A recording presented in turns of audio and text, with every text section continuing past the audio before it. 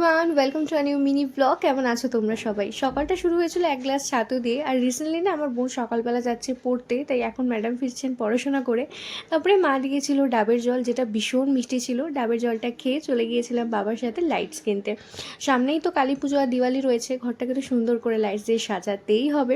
ওখান থেকে ফিরে খেয়েছিলাম হচ্ছে ওয়ারেস, কারণ কিছুদিন যাবত আমার শরীরটা একদম ভালো যাচ্ছে না। প্রায় দিনই সকালবেলা আমাকে ওয়ারেস খেয়ে দিন কাটাতে হচ্ছে। তারপরে খেয়ে পরে দুপুরের লাঞ্চটা করেছিলাম। লাঞ্চে আজকে বেশ অনেক কিছু ছিল। লাঞ্চটা করে নিয়ে একটু রেস্ট নিয়ে বেরিয়ে পড়েছিলাম একটা ইম্পর্ট্যান্ট কাজে।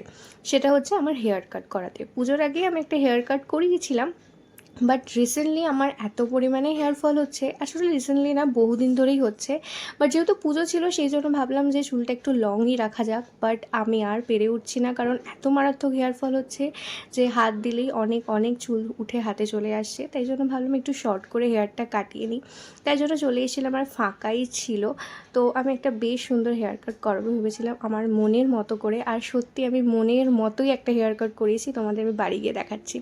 তারপরে এখানে ফেরার সময় তো যেহেতু সামনে দিওয়ালি, তো রাস্তায় ভীষণ সুন্দর সুন্দর ঘর ডেকোরেশনের জিনিস পাওয়া যাচ্ছিলো। তো জিজ্ঞেস করলাম, বাট দাম শুনে আমি আর ওদিকে তাকাইনি, সিধা বাড়িতে চলে এসেছি। And hair is my final look. কেমন লাগছে তোমরা অবশ্যই জানিও। আমার বাবা মা বলছে অনেকটা ছোট হয়ে গেছে, বাট আমি বহুদিন ধরে এরকমই একটা শর্ট হেয়ার চাইছিলাম। আমার তো মারাত্মক পরিমাণে ভালো লেগেছে। তোমরাও আমাকে কমেন্টে জানিও যে কীরকম লাগছে তোমাদের।